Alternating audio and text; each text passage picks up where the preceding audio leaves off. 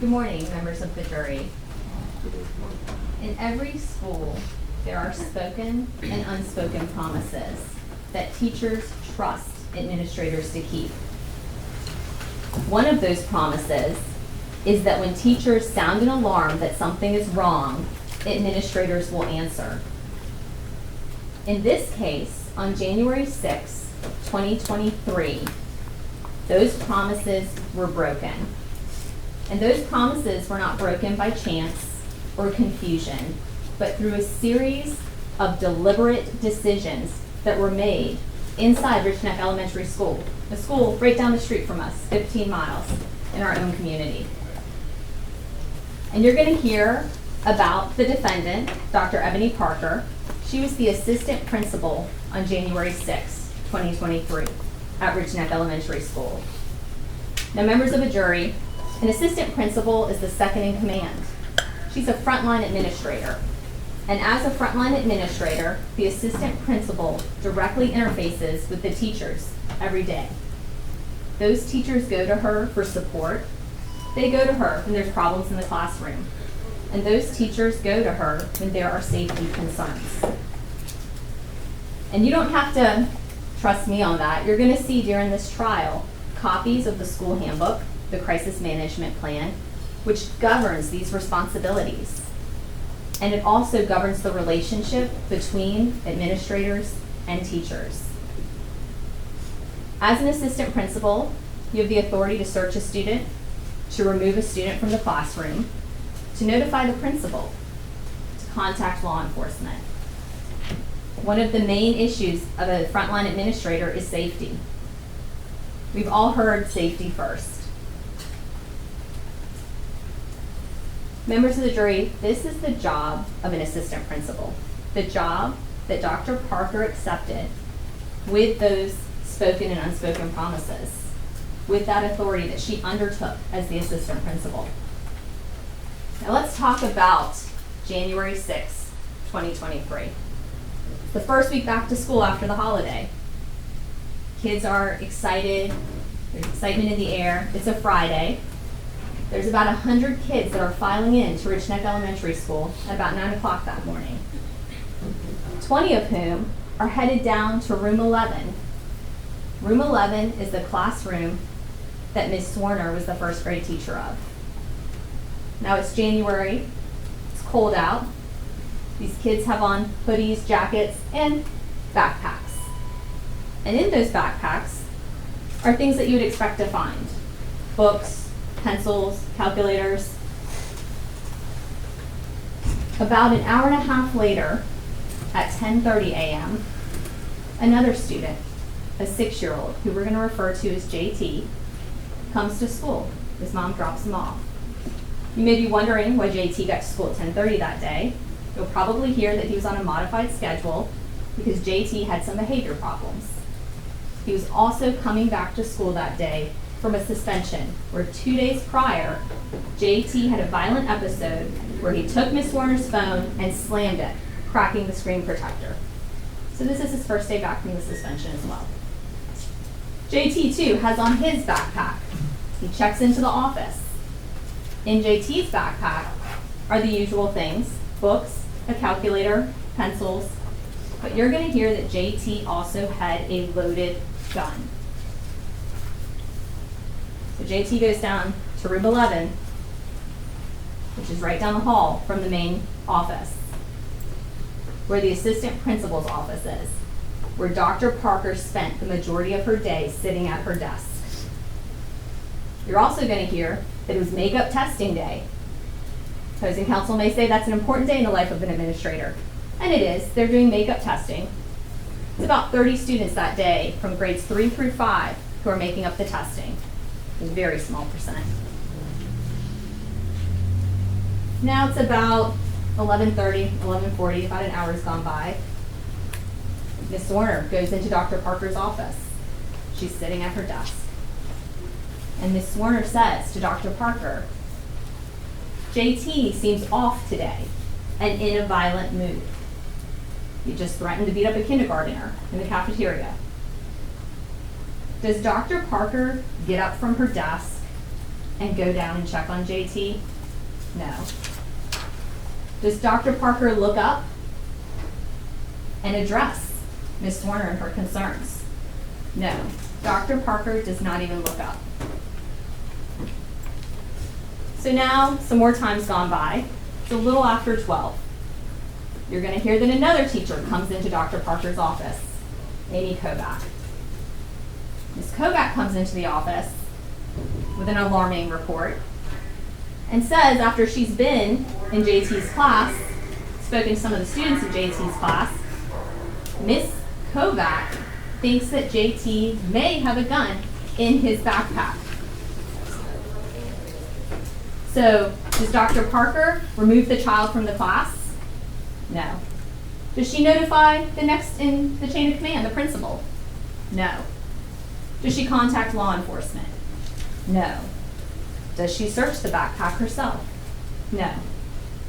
So Ms. Kovac says she's going to go search the backpack when they go to recess. Now about maybe 20 more minutes or so go by. Ms. Kovac comes back to Dr. Parker's office where Dr. Parker is still sitting at her desk. And now Ms. Kovac says to Dr. Parker, I checked the backpack. There was no gun. Right? However, in her next breath, Ms. Kovac says, Ms. Zwerner thinks that the child, JT, took something out of his backpack, the gun, and put it in his pocket.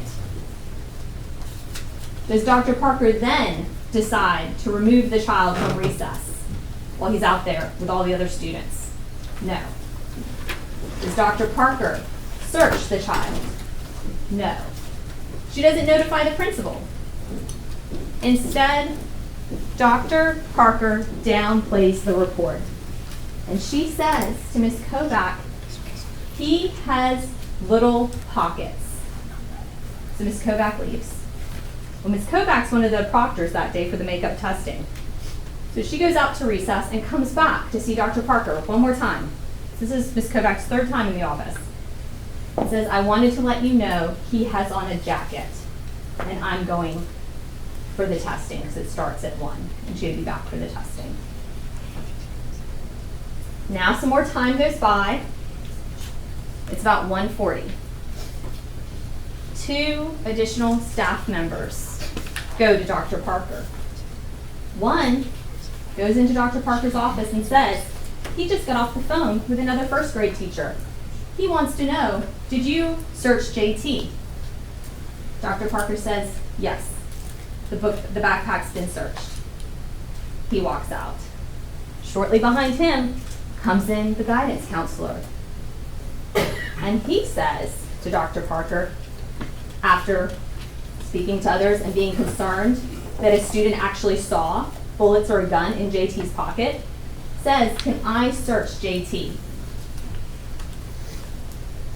So not only does Dr. Parker not leave her office and go down the hallway and take JT out of that classroom, not only does she not search him, she doesn't call the police, but she makes the decision to say to the guidance counselor, no, you cannot search the boy.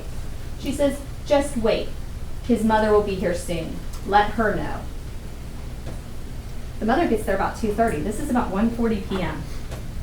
We've had a day now of warnings. 4 warnings. So now the time is 1:58. Bang! Everybody nearby hears the sound of a gunshot. JT has now taken that firearm, pointed it at Abby, and pulled the trigger. You're going to hear that that bullet went into her hand, her left hand, through her hand, into the side of her left chest, where it still lies today, because it's too dangerous to remove.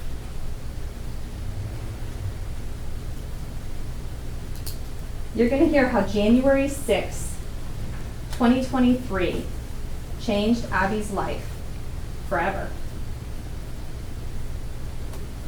She has undergone 6 surgeries and still has one coming up to remove a plate out of her hand. And you'll be able to see her hands, the difference.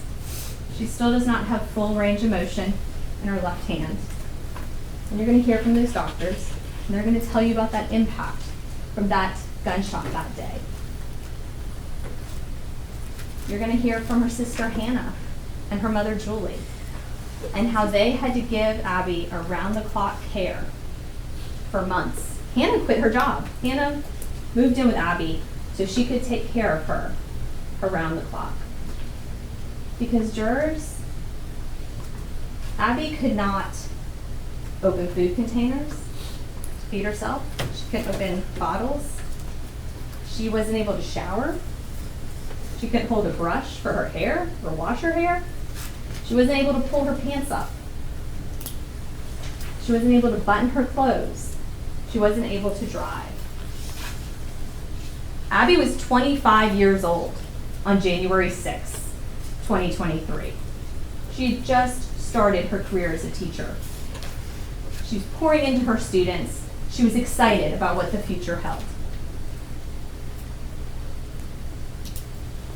In your 20s, usually some of the best times of your life, Abby's going to tell you how they've been the darkest times of her life. How the pain and trauma do not easily fade, and what she's been dealing with. And members of the jury, you're going to hear from an expert who's going to tell you that administrators are trained how to deal with the report of a gun in school, and how ignoring multiple credible reports of a firearm not only violates protocol, but it puts all lives in danger that were in that school. You'll hear from all the teachers that went to Dr. Parker on that day, the 4 different staff members and teachers, with their concerns that JT has a gun. And you're going to hear from the defense that you should excuse Dr. Parker's conduct on that day. You're going to hear Dr. Parker was part of a team of teachers prior to January 6th that were working with JT to try to help correct some of those classroom behavior problems he had. And that's true. You're going to hear that it was a 6-year-old child. Who would think a 6-year-old is going to bring a gun to school and shoot their teacher? Members of the jury, it's Dr. Parker's job to believe that that is possible. It's her job to investigate it and to get to the very bottom of it. And to hope that that's not possible. But her job is to address it. You're going to hear, Abby could have done more. But when you hear those arguments, I ask you to ask yourself, why did 4 different people go to Dr. Parker that day with this concern?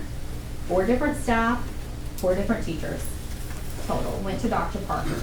Because Dr. Parker was the assistant principal. Dr. Parker was in the chain of command. Dr. Parker had the authority to search a student. She had the authority to remove a student from the classroom. She had the authority to call the law enforcement. 4 opportunities to take decisive action and do that. So jurors, why are you here today? You're here because we're asking you to enforce a promise that Dr. Parker broke, and a life has been shattered because of it. Only you have the power to decide how to make up that promise, and only you have that power to decide what are those harms and losses that Abby has suffered. And it's important, jurors, that you don't have to find that Dr. Parker is not a good person. We're not even suggesting that. We're asking you to look at the decisions and choices that Dr. Parker made that day, because she made bad decisions and choices that day. But you can find that Dr. Parker is a good person, but you can also find that Dr. Parker breached her duty of care to the plaintiff on January 6, 2023.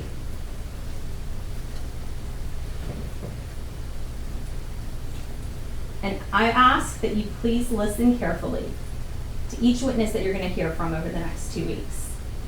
You're going to get to watch and hear testimony about what happened in that school on January 6th. You're going to see documents of handbooks, of protocol. You're going to hear from doctors. You're going to hear from experts. So please pay close attention to all of that. And also notice each time Dr. Parker had a decision to make, what that decision was that Dr. Parker made, how many opportunities Dr. Parker had to prevent what happened on January 6th. And I'm confident at the end of this, you'll have a clear picture of what happened and how that tragedy on January 6th happened. Minute by minute, decision by decision. And I'm going to ask at the end of this trial, we're asking that you come back with a verdict for our client, Abby. Thank you so much for your attention this morning. I appreciate it. Thank you, Ms. Toscano. May we approach? Sure. Do you want this on the record? I think so, just.